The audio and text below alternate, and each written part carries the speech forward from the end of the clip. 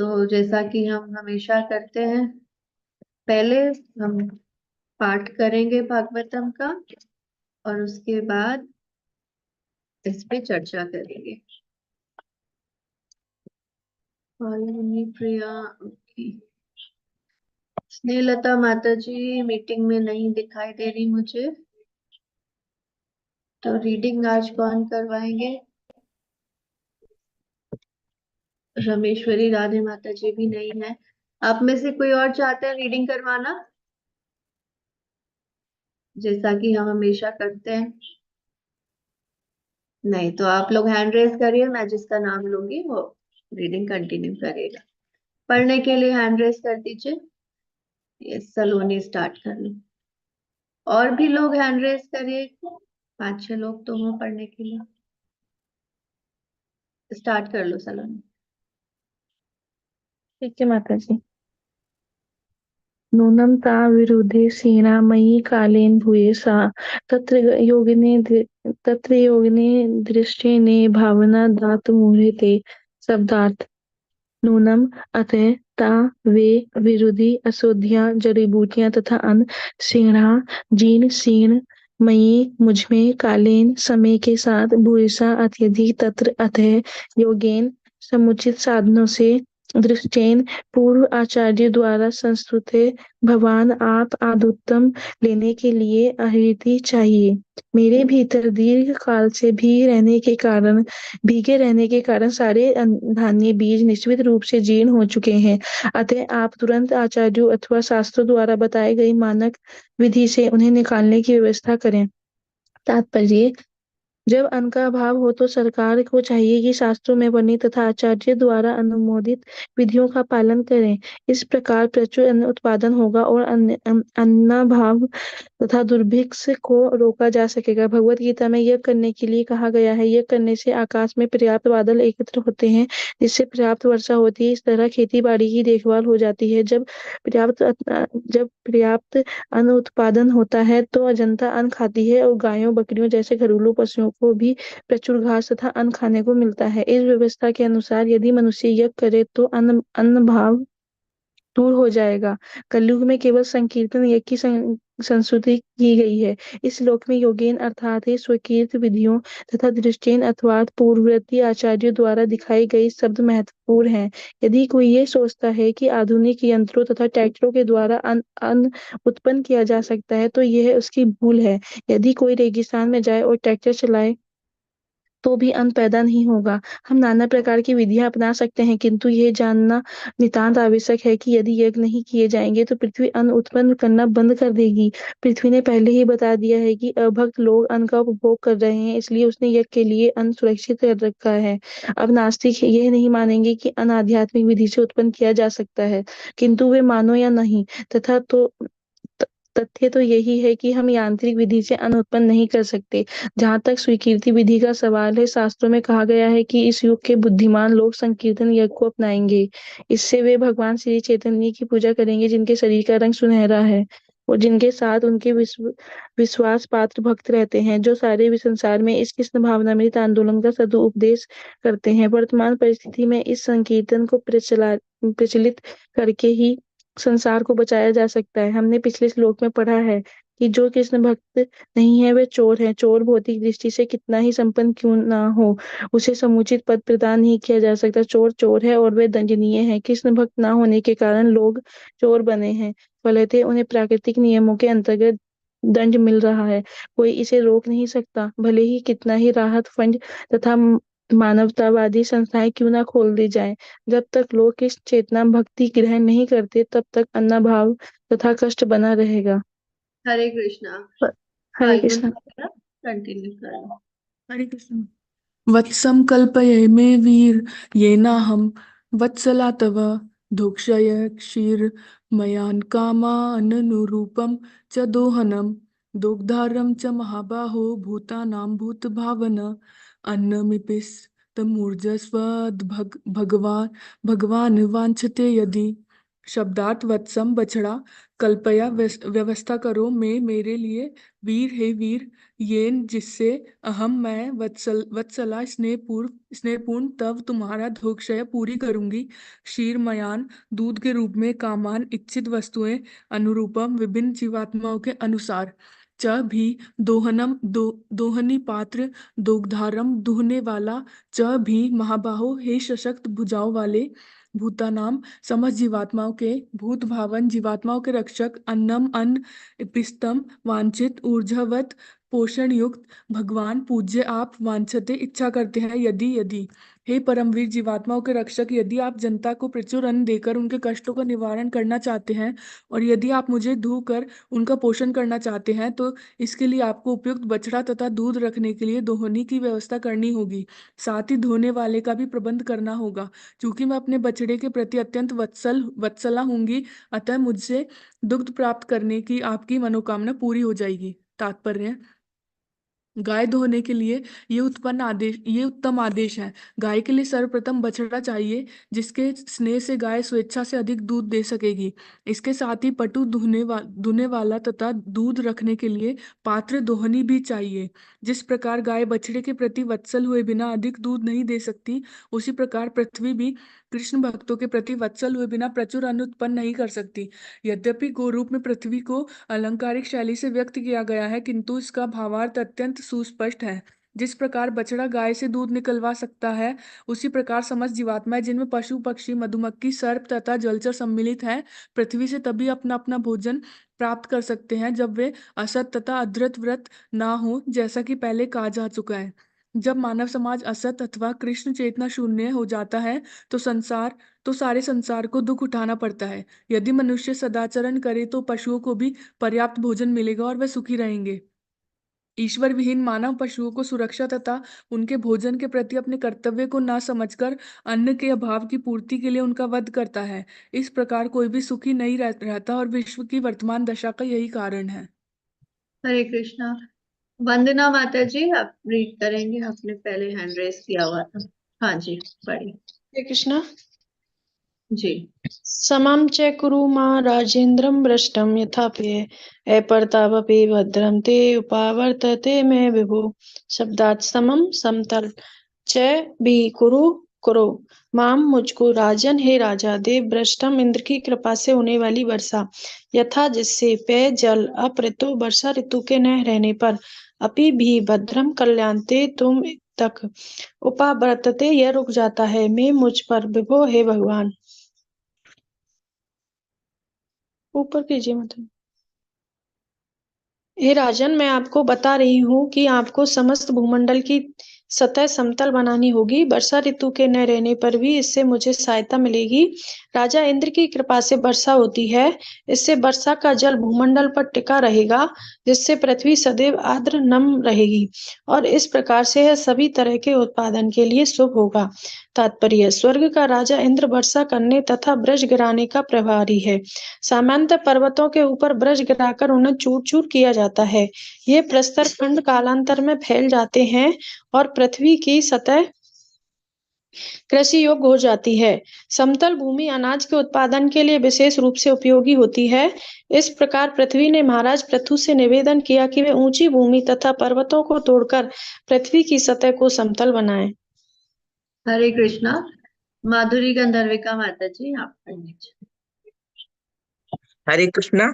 इति प्रियम हितम वाक्यम भू आदाय भूपतिय वत्सम कृत्वा मनु पाणा वै दुहत स कलोद सधी।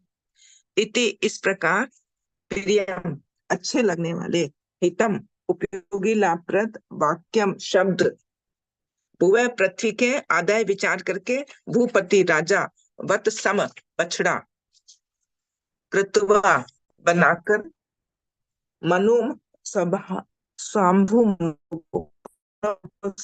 में, अदुहत दुहा सकल समस्त औषधि जड़ी बूटियों तथा अन्न। पृथ्वी के कल्याणकारी तथा प्रिय वचनों को राजा ने अंगीकार कर लिया। तब उन्होंने स्वाम्भु मनु को बछड़ा बनाया और गाय रूपी पृथ्वी से समस्त औषधियों और अन्न का दोहन करके उन्हें अपनी में भर लिया। तथा भवे च सर्वत्र सारमादते बुधा ततोन्य च यथा कामम दुदुह पृथु भावि।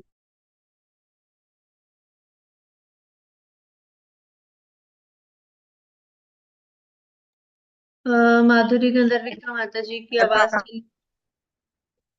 हरे कृष्णा। तथा उसी उसी प्रकार अपने अन्य से भी सर्वत्र सभी जगह सारम रस निचोड़ आदि दत्ते ग्रहण कर लिया। पुतः बुद्धिमान पुरुष ततः है, तत्पश्चात अन्य अन्य लोग से भी यथा कामम इच्छानुसार दुह लिया पृथु भाविताम, महाराज पृथु के वश में हुई पृथ्वी को। अन्य लोगों ने जो महाराज पृथु के ही समान बुद्धिमान थे, पृथ्वी में से सार निकाल लिया। निसंदेह प्रत्येक व्यक्ति ने राजा पृथु के पक्षों का अनुसरण करते हुए इस अवसर का लाभ उठाया और पृथ्वी से अपनी मनोवांछित वस्तुएं प्राप्त की। तात्पर्य, पृथ्वी को वसुंधरा भी कहते हैं। वसु का अर्थ है धन तथा धन का अर्थ है धारण करने वाला। इस पृथ्वी के अंदर के सभी प्राणी मनुष्य की आवश्यकता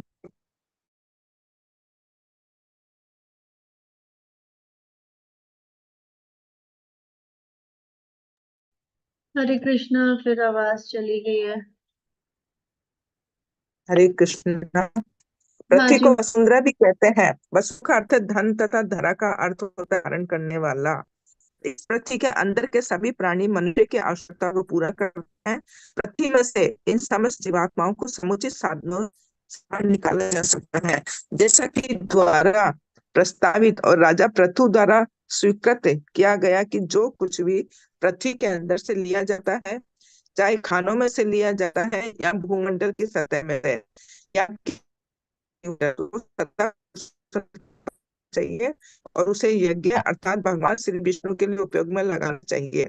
जो ही यह यज्ञ विधि बंद कर दी जाती है, पृथ्वी सारा उत्पादन शाक, दूध, वृक्ष, पौधे, फल, फूल, अन्न तथा खनिज पदार्थों आदि को अपने में रोक लेगी।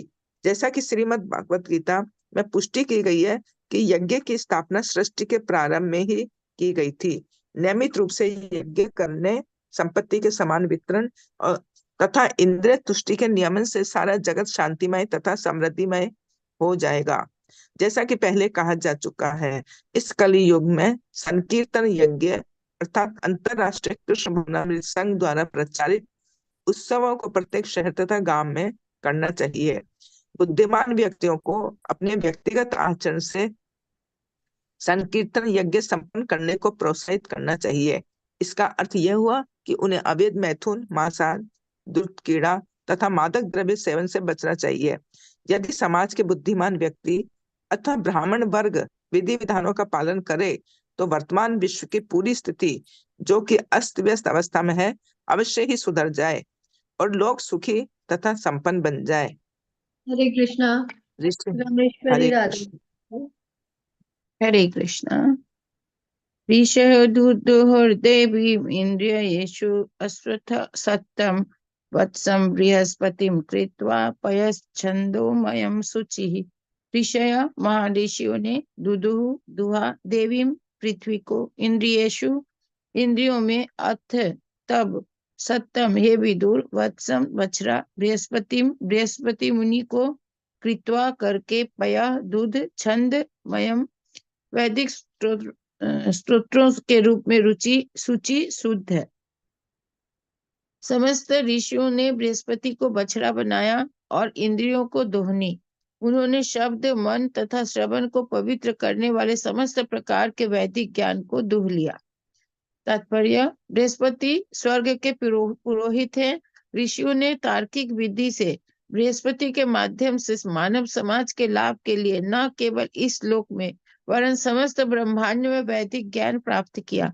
दूसरे शब्दों में, वैदिक ज्ञान को मानव समाज की आवश्यकता के रूप में स्वीकार किया जाता है। यदि मानव समाज पृथ्वी से शरीर के भरण पोषण के लिए अन्न तथा अन्य आवश्यक वस्तुएं लेकर संतुष्ट हो जाए, तो समाज पर्याप्त उन्नति कर सकता है।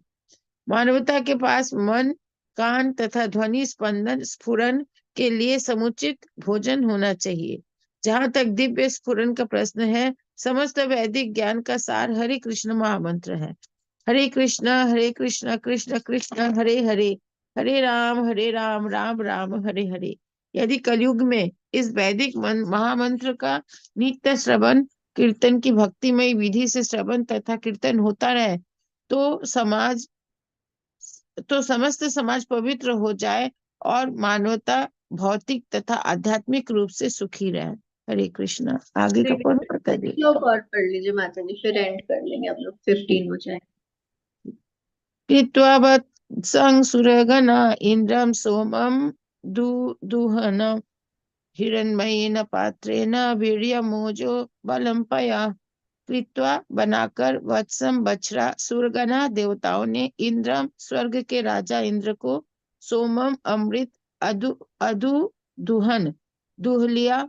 हिरण्मय ने सोने का पात्रेण पात्र से वीर्यम मानसिक शक्ति, ओजा इंद्रियों की शक्ति, बलम शारीरिक शक्ति, पया दूध। समस्त देवताओं ने स्वर्ग के राजा इंद्र को बछड़ा बनाया और उन्होंने पृथ्वी में से सोमरस अर्थात अमृत दूह लिया। इस प्रकार वे मानसिक, शारीरिक तथा इंद्रिय शरीर शक्ति में अत्यंत बलशाली हो गए। तात्पर्य, इस श्लोक में सोम का अर्थ अमृत है। सोम एक प्रकार का पेय है जो स्वर्ग लोक में चंद्र लोक से लेकर विभिन्न उच्चतर ग्रह मंडलों में देवताओं के लोकों तक बनाया जाता है। सोम नामक इस पेय को पीकर देवता मन से, इंद्रिय से तथा शरीर से अत्यंत शक्तिशाली हो उठते हैं। हिरण्मय पात्रेण शब्दों से सूचित होता है कि यह सोमरस सामान्य मादक शराब नहीं है। देवता किसी प्रकार का मादक पेय छूते तक नहीं है और न सोम कोई दवा है। यह एक भिन्न प्रकार का पेय है जो स्वर्ग लोक में उपलब्ध है। असुरों द्वारा तैयार की जाने वाली शराब से सोम सर्वथा भिन्न है, जैसा कि अगले श्लोक में बताया गया। हरे कृष्ण। हरे कृष्ण माता जी। तो हम लोग पढ़ रहे हैं स्कंद 4 अध्याय 18। पृथु महाराज की कथा का वर्णन चल रहा है यहाँ पे, और हमारा पिछले 17 अध्याय तक का रिवीजन भी हो चुका है। तो अब तो याद होगी सबको ये कथा। किनके पुत्र है महाराज पृथु? किनके शरीर से उत्पत्ति हुई है? नहीं, हैंड रेज करना है। जो हैंड रेज करेंगे उनमें मैं पूछूंगी।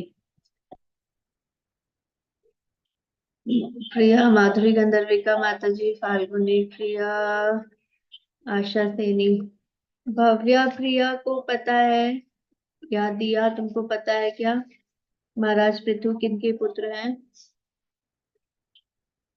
सलोनी, बताओ सलोनी, किनके पुत्र हैं महाराज पृथु? किनके शरीर से जन्म हुआ है?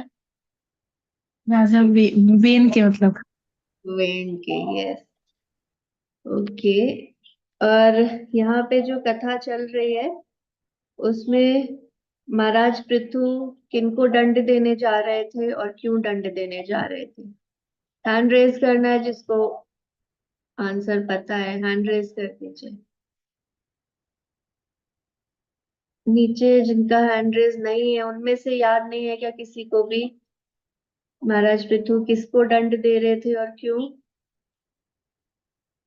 गीता माता जी आपको याद है? मीना माता जी आप बताइए।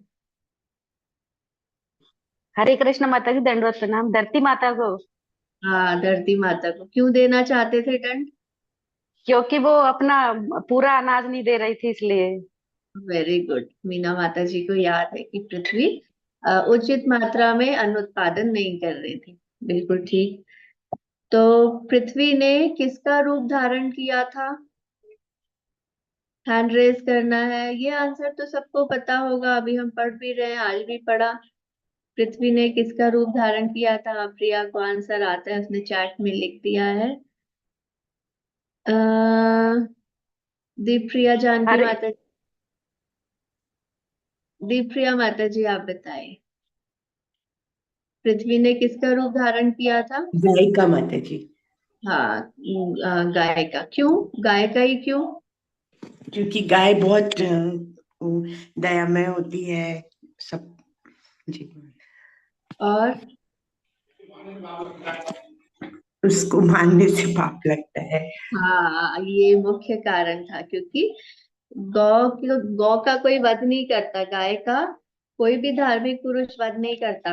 गाय के ऊपर सबको करुणा का भाव रहता है, तो गाय को दंड नहीं दिया जाता, इसीलिए पृथ्वी ने गौ का रूप धारण किया। ठीक है, तो अब यहाँ पे फिर वार्तालाप चल रहा है। पृथ्वी जो गाय के रूप में है, और पृथु महाराज जो कि उनको दंड देना चाहते हैं। तो जहां से हमने अध्याय 17 पढ़ना शुरू किया था, पृथ्वी ने कोई कारण बताया था कि क्यों वो उचित अन्न उत्पादन नहीं कर रही। क्या कारण बताया था? हैंड रेज करना है जिसको वो कारण याद है। क्यों पृथ्वी उचित मात्रा में अन्न उत्पादन नहीं कर रही थी? नीचे किसी को याद है क्या?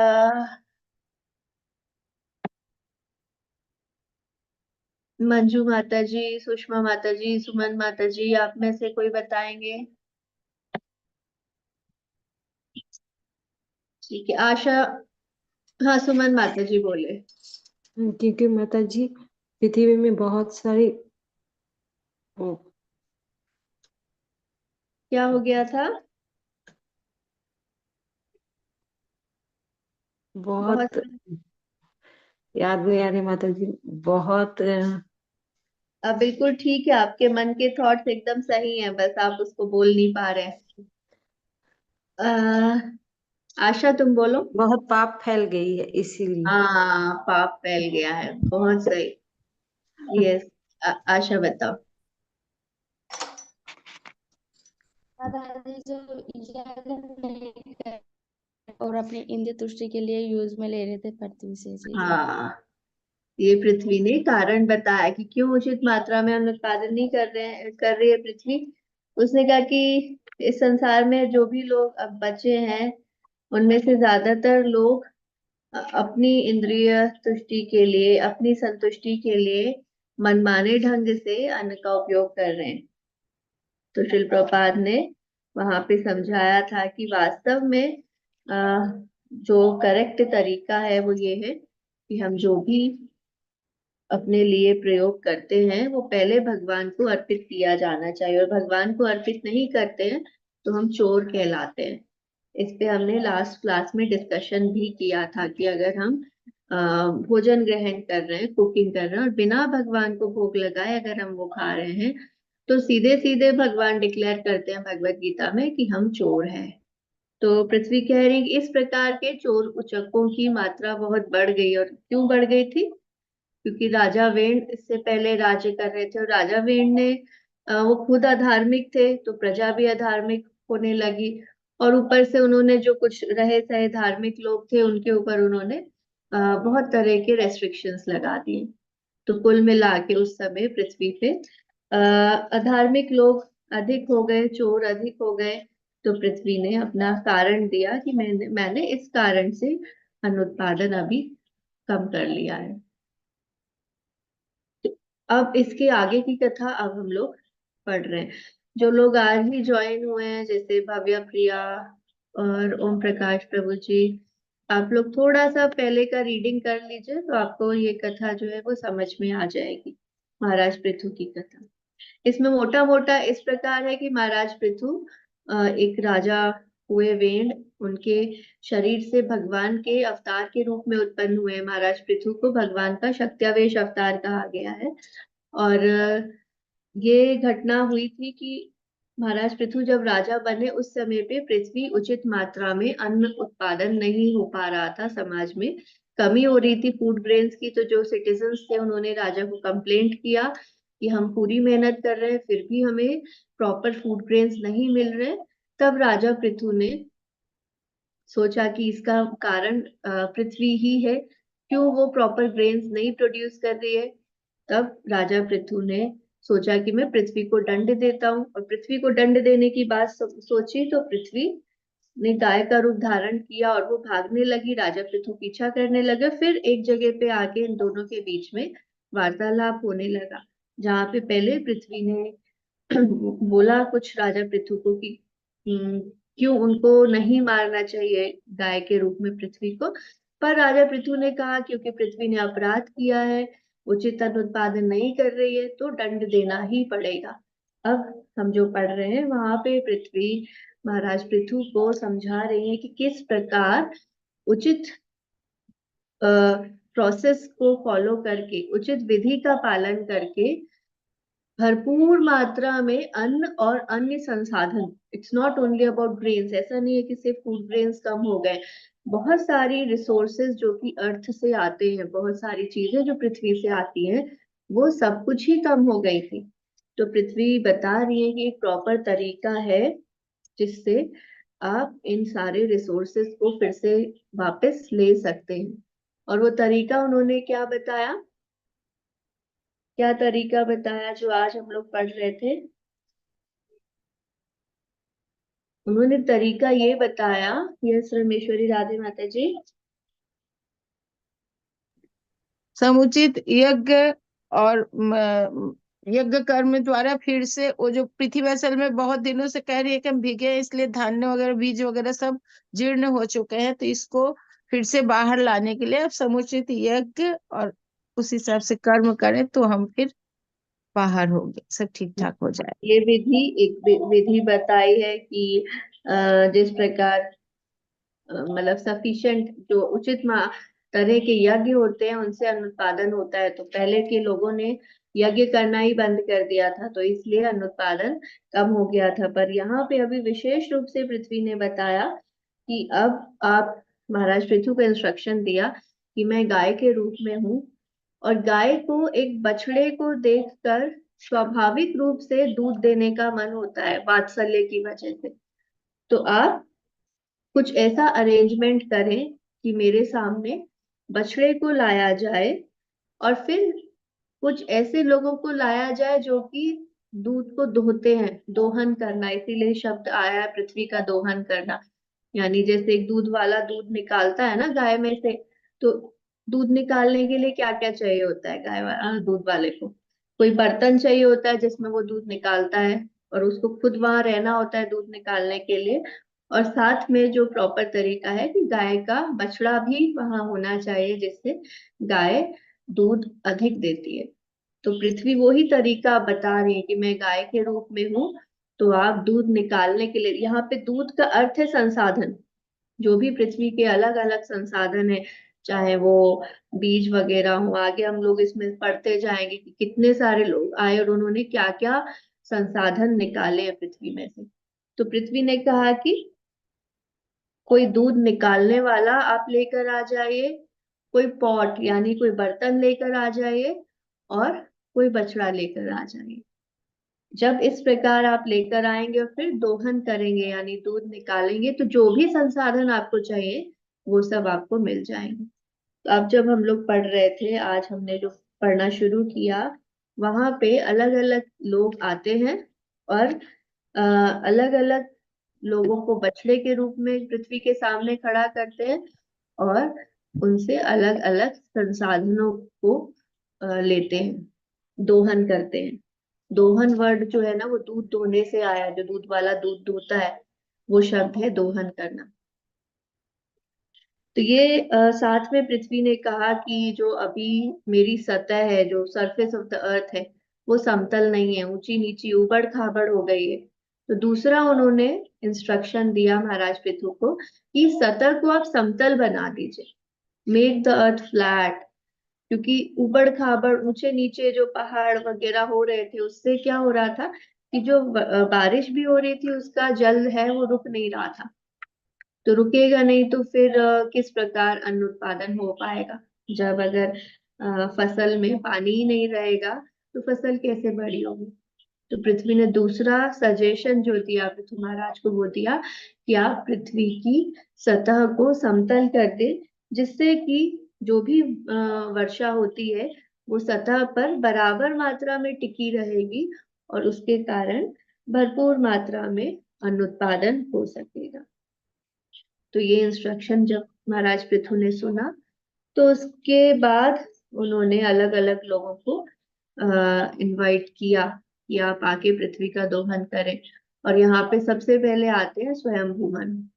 यहाँ ये पूरा अभी अगले 10-15 श्लोकों तक यही चलेगा कि कौन कौन आते हैं और उन्होंने किस क्या क्या चीज निकाली है पृथ्वी में से। तो जैसे लिखा है कि स्वयंभू मनु का उन्होंने उनको स्वयंभू मनु को बछड़े के रूप में उन्होंने रखा, और स्वयंभू मनु को जब बछड़े के रूप में रखा तो पृथ्वी जो है वो सारी जड़ी बूटियां और जो अन्न आदि थे वो पृथ्वी ने दिए। और ये पृथु महाराज ने, क्योंकि एक बर्तन भी चाहिए था, तो पृथु महाराज ने अपने हाथों में इनको ग्रहण किया।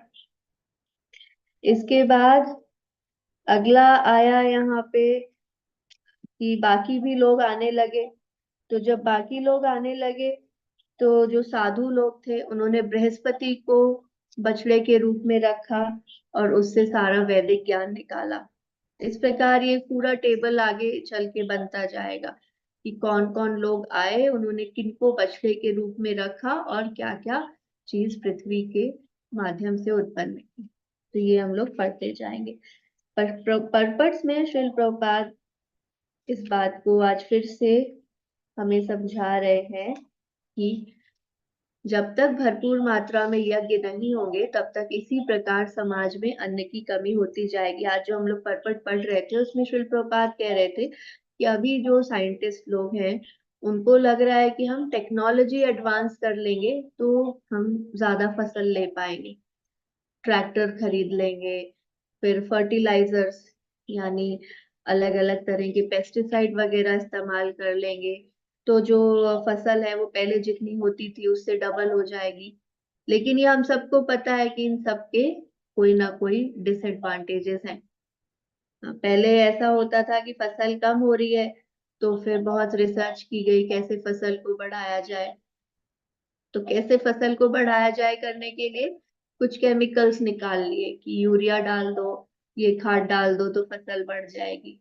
फिर आगे चल के देखा कि इससे फसल तो बढ़ रही है लेकिन दो नए प्रॉब्लम आने लगे। पहला प्रॉब्लम ये आने लगा कि जो मिट्टी है, जो खेत की मिट्टी जहाँ पे फसल उग रही थी, वो मिट्टी में भी जहर आने लगा। तो उसकी वजह से क्या होने लगा कि किसान जो है वो 1-2 साल 3 साल फसल लेने लगे, उसके बाद उनकी खेत की जो उपजाऊ भूमि थी वो खराब होने लगी। तो अब फसल जितनी वो 1-2 साल तो फर्टिलाइजर से ज्यादा लेते हैं, उसके बाद भूमि खराब हो जाती है तो वास्तव में फिर उनका प्रोडक्शन कम हो जाता है। दूसरा प्रॉब्लम देखा कि जो लोग ये इस प्रकार का अन्न खा रहे थे, इंजेक्शन लगे लगे हुए सब्जियां या केमिकल्स वाले फल, उनको अलग अलग तरह की बीमारियां होने लगी। तो अब घूम फिर के वापस अब सरकार इस बात पे जोर दे रही है कि ऑर्गेनिक फार्मिंग की जाए। ऑर्गेनिक फार्मिंग यानी कि ऐसी ऐसी खेती जहाँ पे उपजाऊ भूमि नेचुरल तरह से उपजाऊ बनाई जाए, ना कि किसी केमिकल का प्रयोग करके। तो ये हम लोग अभी भी देख रहे हैं कि जिस जो भी तरीका हम अपनाएंगे, प्रभुपाद ने पर्पट में यही लिखा है कि जो भी तरीका, unless the people of the world take to Krishna consciousness, there will be a scarcity of food and much suffering। कि जब तक हम यज्ञ नहीं करेंगे, और यज्ञ कलयुग के लिए प्रभुपाद ने बहुत बार बताया कि कलयुग के लिए और किसी यज्ञ की आवश्यकता नहीं है, बस एक ही यज्ञ है जो कि चैतन्य महाप्रभु ने हमें बताया है, वो है, अब तो सबको पता होगा कौन सा यज्ञ है कलयुग के लिए। हरे कृष्ण महामंत्र का संकीर्तन यज्ञ। संकीर्तन यज्ञ, जिसमें हमको कोई कठिन प्रयास नहीं करने हैं, हरे कृष्ण महामंत्र का जप और कीर्तन करना है, इसको संकीर्तन यज्ञ कहा जाता है। तो जब इस प्रकार हम लोग करेंगे तो अपने आप ही भरपूर मात्रा में सभी संसाधन हमारे लिए यहाँ पे प्रेजेंट होंगे। तो प्रभुपाद इस चीज को पिछले पर्पट में भी बोल रहे थे कि क्योंकि हम लोग अपने लिए ही खाना बनाते हैं, खुद खाते हैं, भगवान से कोई लेना देना नहीं है, तो इस कारण ज्यादातर जो मनुष्य है वो चोर की कैटेगरी में माने जाते हैं, क्योंकि चोर का लक्षण यही है। चोर कौन होता है? जो दूसरे की चीज को अपना बना ले, वो चीज उसकी नहीं है लेकिन उसने उसको उठा लिया, चुरा लिया और फिर अपने लिए उपयोग कर रहा है, जबकि वो वस्तु उसकी है नहीं। तो क्योंकि सब सारा अन्न सब कुछ जो है संसार में वो भगवान के लिए है, उनकी प्रसन्नता के लिए उन्होंने ही दिया है। हाँ, उनने हमको परमिशन दे दी है कि हमें जितना चाहिए हम उतना प्रयोग ले सकते हैं, पर उसका तरीका बताया कि आप पहले हमें अर्पित करें फिर आप उसको ग्रहण करें। पर ऐसा नहीं हो रहा है, तो चोर बढ़ते जा रहे हैं और चोर बढ़ते जा रहे हैं। इसलिए पृथ्वी में अन्न की कमी नहीं, बहुत सारी और प्रॉब्लम, जिसमें से corona was one of the biggest problems जो अभी हमने देखी थी। क्योंकि अन्न उतना नहीं हो रहा है तो लोग कुछ भी खा रहे हैं। ये करंट वर्ल्ड का प्रॉब्लम है जो हम लोग पढ़ रहे हैं ना, पृथ्वी महाराज की कथा, कि आज के समाज का बहुत बड़ा समस्या है जो हम लोग डील कर रहे हैं, जो पृथ्वी महाराज ने उस समय डील की थी। तो सोल्यूशन भी दिया है शास्त्रों में। अब हम उस सोल्यूशन को ना फॉलो कर कर अपने मनगढ़ंत कोई तरीके बनाएंगे तो फिर वो फेल ही होने वाला है। तो क्योंकि अन्न की कमी होने लगी तो सबने जो पाया वो खाना शुरू कर दिया। मतलब अगर आप कभी देखेंगे भारत में तो हम नॉनवेज के नाम पे फिर भी थोड़ा, मतलब कहीं रेस्ट्रिक्शन है कि नॉनवेज में लोग कुछ एक चीजें ही खाते हैं। भारत के बाहर जाएं तो ऐसी कोई चीज है ही नहीं जो लोग नहीं खाते। सांप, बिच्छू, कीड़े मकोड़े, और ये सब उनके डेलिकेसीज है। डेलिकेसीज यानी जैसे हमारे यहाँ पे है ना, छोले भटूरे, इडली सांभर, पानी पूरी हम लोग कितना स्वाद से खाते हैं। चलो आज पार्टी है तो बाहर ये खाएंगे, ऐसे ही वहां पे ये हाल है। कहीं ऑक्टोपस खा रहे हैं, कहीं फ्राई करके, कीड़े फ्राई भी छोड़ो, लोगों का ये है बाहर तो कि कच्चा ही खाते हैं उसको। वो डेलिकेसी जैसे हम सलाद खाते हैं ना, खीरा काटा उस पे थोड़ा नमक डाला और वो हमारे लिए बड़ा एक हेल्दी फूड हम मानते हैं कि हम कच्चा खा रहे हैं। बाहर ऐसा ही है, कोई भी मांस किसी भी कीड़े मकोड़े जीव जंतु का मांस, उसको बिना पकाए कच्चा वो लोग सर्व करते हैं और कच्चा मांस खाते हैं। तो इसी कारण हमने देखा कि कितनी बड़ी महामारी फैली। और कोरोना का कारण यही बताया गया ना कि चमगादड़ खा लिया था, मतलब चमगादड़ खा लिया था और कुछ नहीं मिला। तो कभी स्वाइन फ्लू फैल जाता है, कभी बर्ड फ्लू फैल जाता है। ये तो कुछ एक बीमारियां, कितनी सारी बीमारियां इसी वजह से आ गई है, क्योंकि क्या खाना चाहिए क्या नहीं खाना चाहिए उसका भेदभाव रहा ही नहीं। तो प्रभुपाद वही बता रहे हैं कि ये इस प्रकार के लोगों को रैस्कल बोला जा रहा है कि या तो अन्न उत्पादन कर नहीं पा रहे, और जहाँ कर नहीं पा रहे हैं तो मांस खा रहे हैं, और मांस खा रहे हैं उसके अलग तरह के प्रॉब्लम है। और जहाँ अन्न उत्पादन करना भी चाहते हैं वहां पे बड़े बड़े मशीनों का प्रयोग कर रहे हैं, बड़ी बड़ी इंडस्ट्रीज लगा रहे हैं, पर उसका अलग प्रॉब्लम है। तो कुल मिला के ये सारे आर्टिफिशियल तरीके ज्यादा दिन तक काम नहीं करने वाले। और इसका बहुत बड़ा इम्पैक्ट हो रहा है अभी क्लाइमेट चेंज। अगर आप लोग न्यूज फॉलो करते हैं तो न्यूज में कितना आ रहा है, ग्लोबल वार्मिंग, क्लाइमेट चेंज। दुनिया भर के देश बड़े बड़े इसके लिए मीटिंग कर रहे हैं कि किस प्रकार क्लाइमेट चेंज को रोका जाए, ग्लोबल वार्मिंग को कम किया जाए। पर यहाँ पे सीधा सीधा आंसर दिया गया है कि इसका कारण कारण बताया गया प्रॉब्लम का, कि कारण है कि हम शास्त्रों के निर्देशों का पालन नहीं कर रहे, और उसका सॉल्यूशन भी बहुत सिंपल वर्ड्स में बता दिया गया। In this present condition, the world can only be saved by introducing this Sankirtan, this Krishna conscious movement. तो ये आज के हमारे पर्पस की समरी है कि यदि अगर संसार इस भक्ति मार्ग को नहीं अपनाता है तो इसी प्रकार की समस्याएं दिन पे दिन बढ़ती जाएंगी, और दिन पे दिन समाज की हालत जो है वो और खराब होती जाएगी। तो सॉल्यूशन सिर्फ एक ही। अब सब लोग तो ये सॉल्यूशन नहीं अपनाने वाले, ये भी फैक्ट है कि हम प्रयास कर रहे हैं, प्रचार कर रहे हैं। इसीलिए श्रील प्रभुपाद ने हमारे मिशन को प्रचार मिशन बोला है कि हम खुद तो भक्ति करते हैं, हम खुद तो हरे कृष्णा मंत्र का जाप भी करते हैं, कीर्तन में भी भाग लेते हैं और भगवान को भोग लगा के भी खाते हैं। तो हम बड़े मूवमेंट को लाना चाहते हैं, तो उसके लिए हमें सबसे पहले अपने से स्टार्टिंग करनी होगी, और साथ में हम जिनको बता सके उनको भी बताना होगा। तो अगले 10,000 वर्षों तक, क्योंकि इस्कॉन रहने वाला है, तो अगले 10,000 वर्षों तक हमारे पास बहुत बड़ी अपॉर्चुनिटी है कि हम इस संसार में बहुत बड़ा परिवर्तन ला सकते हैं। तो प्रयास करते रहना है। अच्छा, प्रिया ने प्रश्न पूछा था पिछले अध्याय में से। कौन सा श्लोक था प्रिया? 23। 16वां अध्याय था ना? इस माताजी 16वां अध्याय का 23 नंबर श्लोक। 23 श्लोक उसका परपट है और उसमें लास्ट लाइन है। तो यहाँ पे वर्णन चल रहा था 16वें अध्याय में कि राजा के क्या गुण होने चाहिए, कि आदर्श राजा किस प्रकार का होना चाहिए। और यहीं पे राजा की जो तुलना है, राजा की तुलना की गई है शेर से। इस श्लोक के अंदर तुलना राजा की गई। क्षत्रिय राजा एक सिंह के समान होता है, और जिस प्रकार जब सिंह, ये पूरे श्लोक का अर्थ है, इस प्रकार सिंह एक जंगल में जब चलता है और सिर ऊंचा करके, देखा होगा कभी शेर को अगर जू में या किसी टीवी डॉक्यूमेंट्री में, बहुत आराम से धीरे धीरे चलता है, और उसके आसपास के जो छोटे मोटे जानवर होते हैं वो अपने आप भाग जाते हैं। सिर्फ शेर को देखने से ही भाग जाते हैं। जब अगर शेर दहाड़ दे फिर तो कोई आसपास फटकता भी नहीं है।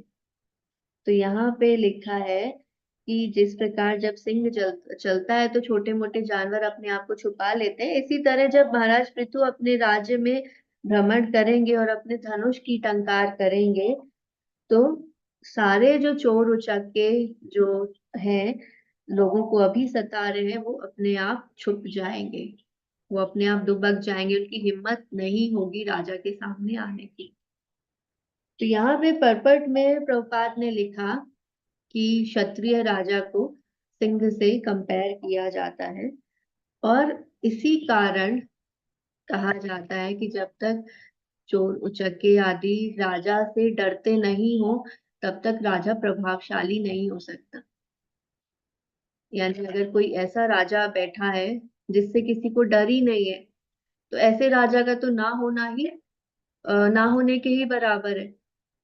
किसी ऐसे व्यक्ति को राजा बना दिया जाए जिससे समाज के किसी व्यक्ति को कोई भय है ही नहीं, तो ऐसे व्यक्ति का राजा होने से क्या फायदा, क्योंकि फिर तो प्रजा अपनी मनमानी ही करती रहेगी। और यहीं पे आगे लिखा है कि इसीलिए यदि किसी किसी समाज में स्त्री राजा बन जाए तो ये बहुत दुर्भाग्यपूर्ण अवस्था है। अब क्यों प्रभुपाद क्या स्त्रियों के अगेंस्ट है? ऐसे पर्पस श्रील प्रभुपाद बहुत जगह देते हैं, और एक्चुअली ये श्रील प्रभुपाद नहीं देते हैं, ये पर्पस प्रभुपाद जो कहते हैं वो शास्त्रों की बातें, और इसका डिटेल में मनुस्मृति आदि शास्त्रों में वर्णन किया गया है। तो सिंपल तरीके से अगर हम समझे तो men and women they have two different psychological nature। स्त्री और पुरुष को भगवान ने बनाया ही इस तरह से है कि दोनों के कुछ बेसिक डिफरेंस है नेचर में। जहाँ पे स्त्री का जो नेचर बनाया वो इस प्रकार बनाया कि वो नरिशमेंट देती है, वो नर्चर करती है, उसका स्वभाव माता का स्वभाव है। तो माता का स्वभाव कैसा है कि पुत्र कितना भी गलतियां कर ले, माता जो है वो बहुत कड़ा दंड नहीं दे सकती अपने बच्चे को। माता का स्वभाव है प्यार करना, उसको जो चाहिए वो देना, प्रोवाइड करना, और उसको इस प्रकार से नर्चर करना कि वो आगे चल के अच्छा व्यक्ति बन पाए। और पिता का स्वभाव है स्ट्रिक्ट रहना, कठोरता दिखाना। इसीलिए पहले बहुत कॉमन था, अब तो खैर बच्चे सबके साथ ही नहीं डरते हैं, पर पहले जो पेरेंट्स होते हैं वो यही बताते हैं कि मम्मी से बच्चा नहीं डरता था, मम्मी के साथ बहुत प्यार से रहता था, और पिताजी से हमेशा डरा करते थे, और इतना डरा करते थे कि बस पिताजी आंख दिखा दे तो बच्चा शांत हो जाए। तो राजा जो है ना, वो भी प्रजा के पिता के रूप में उनका स्वरूप है कि वो पालन करता है प्रजा का। तो जिस प्रकार फादर को स्ट्रिक्ट होना जरूरी है, उसी प्रकार, और वो प्रजा की भलाई के लिए है। फादर स्ट्रिक्ट नहीं होगा तो बच्चे बिगड़ जाएंगे, तो उसी प्रकार राजा के लिए भी आवश्यक है कि उसके अंदर वो गुण होना चाहिए कि प्रजा उसको देखते ही भयभीत फील करे। वो एक हेल्दी फियर जिसको कहते हैं, डर होना आवश्यक है। पर क्योंकि स्त्रियां स्वभाव से ही कोमल बताई गई, और ये उनका पॉजिटिव पॉइंट है, ये नेगेटिव पॉइंट नहीं है। अगर मान लें कि स्त्रियों का ऐसा स्वभाव नहीं होगा तो बच्चों को कौन बड़ा करेगा। अगर स्त्रियां भी पुरुषों की तरह कठोर होने लगी, दंड देने लगी, तो इम्बैलेंस आ जाएगा ना। जहाँ पे एक जना कठोर है वहां एक जना सॉफ्ट चाहिए। तो स्त्रियों का स्वभाव कोमल है, तो बहुत सारी चीजें जो है वो स्त्रियों के लिए करने के लिए बताए गए जो पुरुष नहीं कर सकते। जैसे बच्चों का लालन पालन का जो डिपार्टमेंट है उसमें पुरुष प्रोवाइड करते हैं और माता संस्कार देती है। तो वो उनके टेम्परामेंट के अकॉर्डिंग है, स्त्रियों के स्वभाव के अकॉर्डिंग है।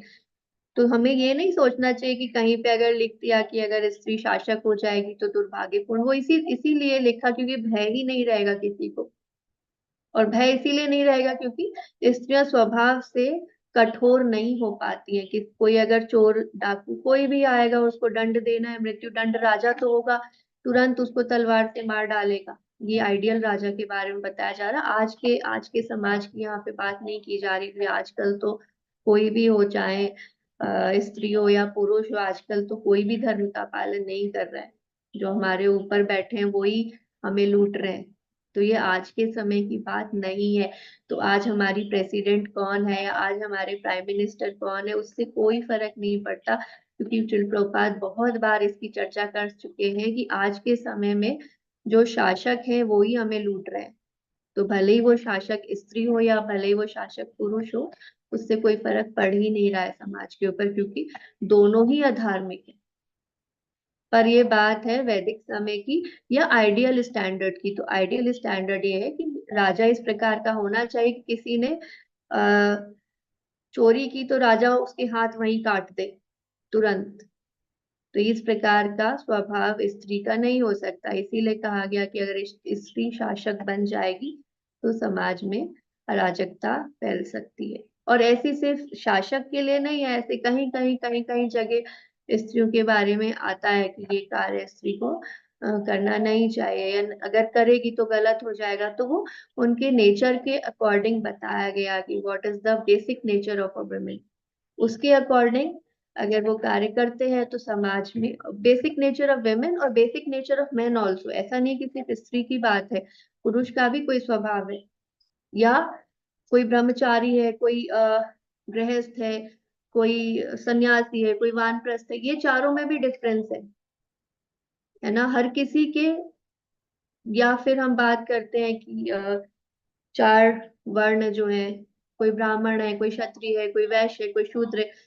तो जो हमारा वैदिक समाज था वो हमारे गुण और कर्म पर बहुत फोकस करता था कि हमारे गुण क्या है, उसके हिसाब से हमें कर्म करना चाहिए। तो गुण और कर्म की जहाँ पे बात आती है वहां पर ही स्त्री और पुरुष के, क्योंकि गुण अलग अलग हैं, इसीलिए उनके लिए अलग अलग तरह के कर्म निर्धारित है। और स्त्री का ही कंट्रीब्यूशन है कि कोई क्षत्रिय राजा इस प्रकार बन पाता है। जैसे अगर हम शिवाजी महाराज की बहुत बारे में सुनते हैं, अभी रिसेंट हिस्ट्री की बात है, तो शिवाजी महाराज हमेशा अपनी माता जीजाबाई को इसका श्रेय देते थे कि वो जो आज निडर हैं, और जिस प्रकार वो मुगलों से उन्होंने बहुत लड़ाई की, तो वो जो निडरता है उनके अंदर वो डेवलप किसने किया। वो हमेशा जीजाबाई का, अपनी माता का नाम लेते थे कि उन्होंने ही ये निडरता उनके अंदर कल्टीवेट किया है। ठीक है। तो स्त्रियों का काम है अलग तरह से कंट्रीब्यूट करना समाज में, और पुरुषों का काम है अलग तरह से कंट्रीब्यूट करना। तो इसमें भेदभाव नहीं है, गुण के आधार पर कर्म बताने की बात है।